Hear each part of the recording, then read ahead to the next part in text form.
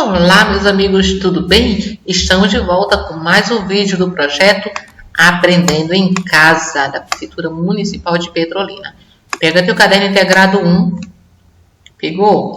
Beleza? Então, ó, Ciências, aulas 7, 8, 9 e 10. Não se preocupa por ser 4 aulas. Vocês lembram que vem 2 aulas juntas, né? E aí... o projeto Aprendendo em Casa foi bem planejado, pensando em você. Então, não tem muitas atividades, tá? Página de 15 a 21. Vamos ver o que tem na página 15. Nós vamos continuar com a mesma habilidade. O conteúdo é o funcionamento do sistema respiratório, algo que já havíamos estudando, né? Já estudamos na aula passada. E aqui o nosso Newton. Vamos ver, Newton. O que você trouxe hoje, Newton? Newton. Opa, hoje até saiu bonitinho o nome. Ixi. Bonitinho é irmão do feio. Mas vamos lá. Na aula anterior, nós estudamos os elementos do sistema respiratório. Hoje falaremos sobre o caminho do ar pelo nosso corpo. Inicialmente, sabemos que o ar entra pelo nosso nariz e passa pelas cavidades nasais. Sim, nós já estudamos isso na aula anterior. E nós sabemos, né, que o ar entra pelas nossas cavidades nasais. Nelas, ou seja, nas cavidades nasais, existe o muco e os pelos, que têm a função de filtrar o ar, impedindo que as impurezas, como a poeira e micro-organismos, entrem no nosso corpo. Então, o muco, junto com os pelos que tem no nosso nariz, quando o ar entra, se for algum poeirinha, alguma impureza que a gente não consegue enxergar a olho nu, ele segura, ele não permite que vá para o nosso corpo. Então, o ar que entra já é filtrado no nosso organismo, tá? A professora Ana diz, é verdade, querido Newton. Em seguida, ou seja, depois que o ar sai das cavidades nasais, o ar segue para a faringe, tá? Ele saiu das cavidades nasais e vai direto para a faringe. O que é a faringe, gente? É o órgão, nós já estudamos a faringe lá no sistema digestório, lembra? Pois é, a faringe faz parte tanto do sistema digestório quanto do sistema respiratório ao mesmo tempo.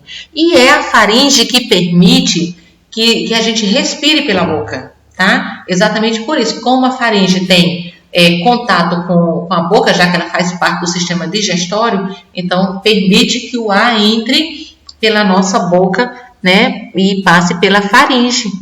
Por isso, tá? Então...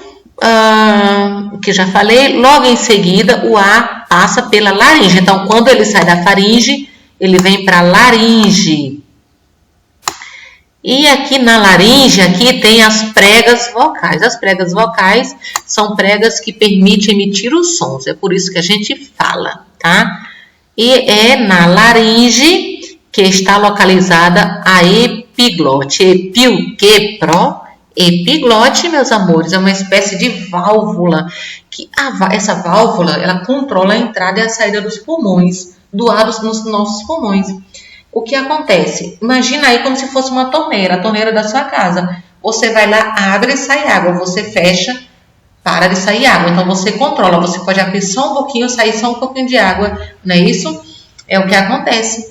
A epiglote faz esse sistema, ele não permite que entre ar demais nem que saia ar demais do pulmão, ele controla essa entrada e saída do ar do pulmão.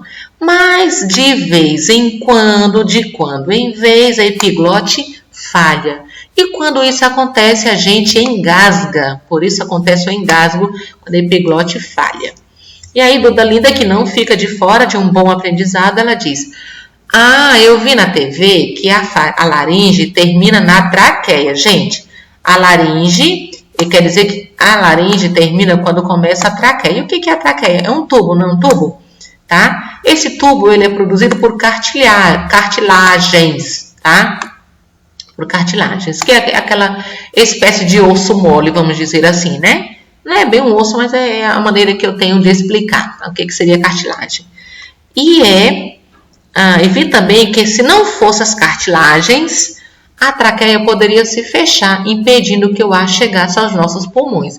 Então, para você ver como tudo é perfeito em nós, a cartilagem existe para não permitir, para não deixar que a traqueia se feche, porque se a gente não respirar, a gente não sobrevive, né? Que sem respiração não tem oxigênio no nosso sangue, no nosso cérebro, não é mesmo? E aprendi ainda que nos pulmões temos brônquios, bronquíolos e alvéolos. Nós já vimos isso na aula anterior, né? Brônquios, bronquíolos e alvéolos, né? E aí o vovô Zelino diz, a Duda linda sempre me encheu de orgulho. Agora juntos vamos fazer a atividade da página seguinte. Na atividade aqui, atividade 1 diz, após aprender sobre o caminho do ar pelo nosso corpo, faremos uma atividade. Você vai pintar de verde as afirmativas que julgar verdadeiras e de vermelho as que julgar falsas. Você vai ler cada uma dessas. Que for verdadeiro, você pinta de verde. O que não for verdadeiro, você pinta de vermelho. Combinado? Aí a Duda linda diz, eu gostei da atividade acima e consegui resolvê-la. Agora quero passar um desafio para vocês, meus amigos. Abaixo, algumas afirmativas são representadas por letras do nosso alfabeto. Todavia, nem todas elas estão corretas. Após identificar quais são verdadeiras, você formará a palavra de um órgão muito importante do nosso sistema respiratório. Então, você vai analisar cada uma dessas alternativas. O que for verdadeiro, você coloca um Vzinho na frente. O que não for, você não coloca nada. Quando terminar, você vai colocando as letras aqui e você vai formar a palavra desse órgão do nosso sistema respiratório. Na página 17, Newton volta dizendo, não tenho dúvidas que você acertou o desafio da página anterior. Agora continuemos a exercitar o nosso conhecimento através de uma atividade que solicita que você coloque em ordem o caminho que o ar percorre ao entrar em nosso corpo. Aqui estão todos os locais onde o ar percorre quando entra pelo nosso nariz. E aí você vai colocar a ordem, primeiro, segundo, terceiro, quarto, quinto, sexto e sétimo. Você vai colocar os nomes na ordem que o ar faz, né? O caminho que o ar faz pela ordem, né? Ó, já faz um link com o quê? Com o português, lá nos nossos números ordinais, não é mesmo? Ok, a professora Ana diz, é muito bom termos chegado até aqui com tanto conhecimento. Depois de tudo o que aprendemos, preciso reforçar que, apesar de podermos respirar pela boca, devemos evitar fazer isso.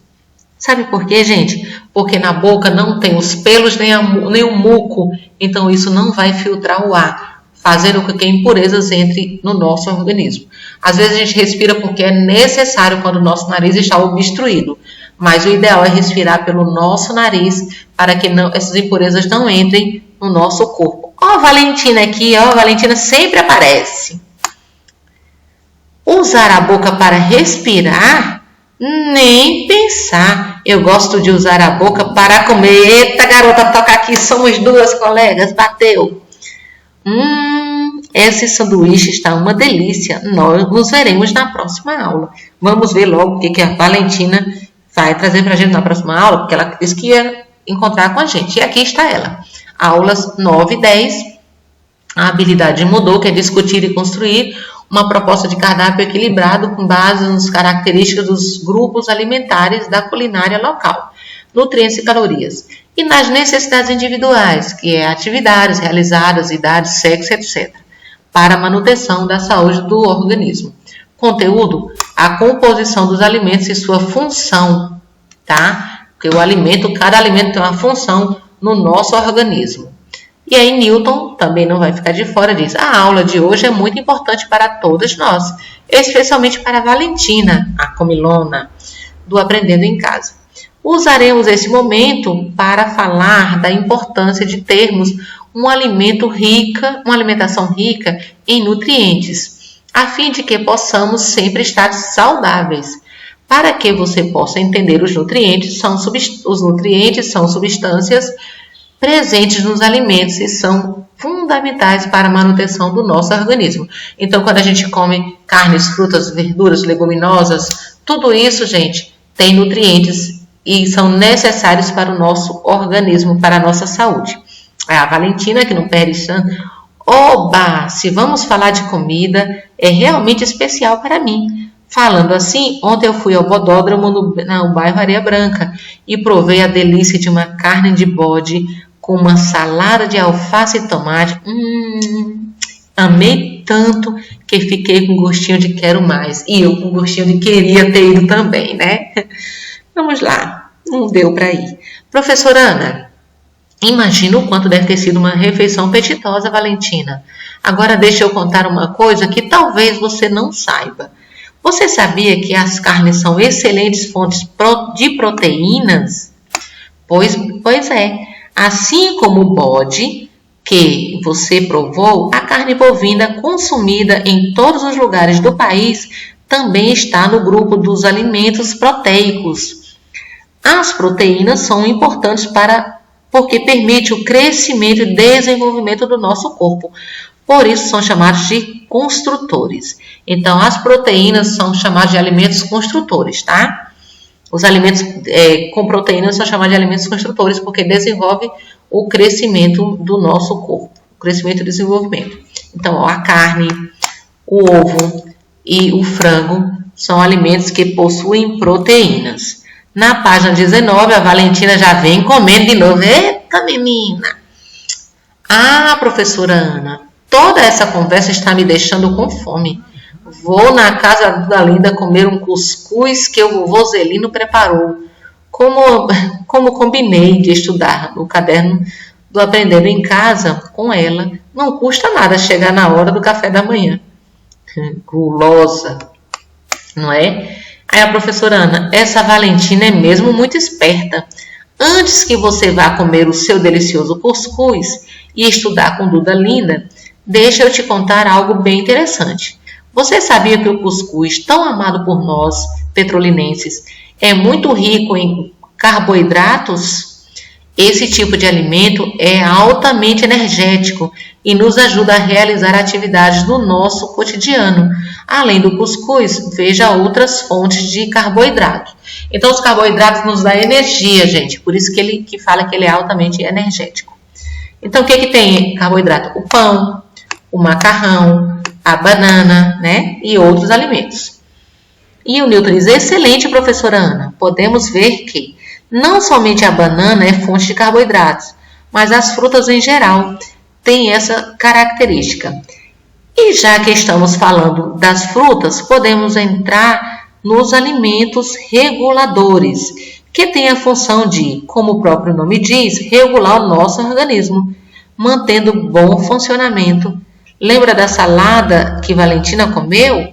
Então, os vegetais, frutas e leguminosos, em geral, são exemplos de alimentos reguladores e são ricos em vitaminas. Podemos ver alguns exemplos nas imagens abaixo. Então, a cenoura, o morango e a beterraba são alimentos reguladores. E a Duda Linda diz, ao chegar em minha casa, Valentina comeu 2 pedaços de carne bovina que minha mãe fez. Como você prestou atenção à aula, pinte de vermelho o principal nutriente que compõe as refeições ingeridas por ela. Carboidrato ou proteína, você vai pintar de vermelho, tá? E a professora Ana diz, até imagino que após esses pedaços de carne que Valentina comeu, ela deve ter ingerido cuscuz, que é feito de milho. Nós aprendemos que o cuscuz é uma excelente fonte de pinte de amarelo. É fonte de que o cuscuz? De proteína ou de carboidrato? Pinte de amarelo. E o Newton diz, o que muitas pessoas não sabem, professora Ana, é que além das proteínas, carboidratos e vitaminas, as gorduras são muito importantes para o nosso organismo. Mas, calma, não é todo tipo de gordura. Elas também são fontes de energia e servem para manter a temperatura do corpo e proteger os órgãos vitais. Vamos ver alimentos ricos em gorduras e que são importantes para a nossa saúde. Gente, por que diz que não pode? Aquela gordura que tem ali na pele do frango não é saudável.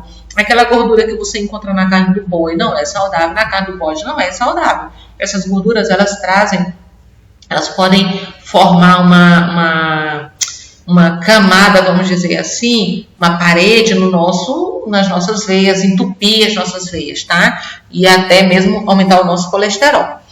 E aí, as frutas, elas criam uma camada na nossa pele que nos protege, que mantém o calor do nosso corpo, não permite que a gente tenha hipotermia. Aqui é que a hipotermia é baixa temperatura, baixa demais.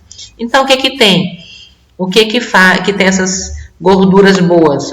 Abacate, salmão, castanhas. Castanhas entra amendoim, castanha do Pará, castanha de caju, tudo entra, tá? Na página 21, agora que comi bastante na casa da Duda Linda, preciso fazer a atividade do Aprendendo em Casa, que a professora Ana nos passou.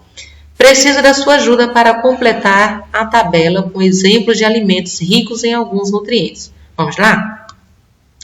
Aqui está o nome dos nutrientes e exemplos de alimentos que contêm nutrientes. Carboidratos, proteínas, gorduras e vitaminas. Você vai colocar aqui o nome do alimento que contém esse tipo de nutrientes, ok? E a professora Ana diz, agora é o momento de conhecer um pouco sobre a sua alimentação. Coloque na tabela abaixo 4 tipos de alimentos que você consome. Em seguida, classifique-os em carboidratos, proteínas, vitaminas ou gorduras. Ou se você colocar aqui, por exemplo, feijão, você vai dizer se o feijão tem carboidrato, se é proteína, se é gordura, se é vitamina. Entenderam? Então, são 4 itens que vocês vão colocar aqui, não esquecendo de dizer qual é o grupo deles. Se é carboidrato, se é proteína, se é vitamina ou gorduras. E aí o Newton diz, eu particularmente amei a aula de hoje. Falar de comida é sempre bom. Espero você na próxima aula. Até lá. Então, como diz o nosso amigo Newton, até a próxima aula. Espero que tenham gostado, que tenham aprendido, que tenham conseguido diferenciar os alimentos que têm carboidrato, que têm gorduras, que tenham as vitaminas, tá? E que tenham conseguido aprender direito também sobre o sistema respiratório. Um beijo no coração de vocês e até a próxima aula.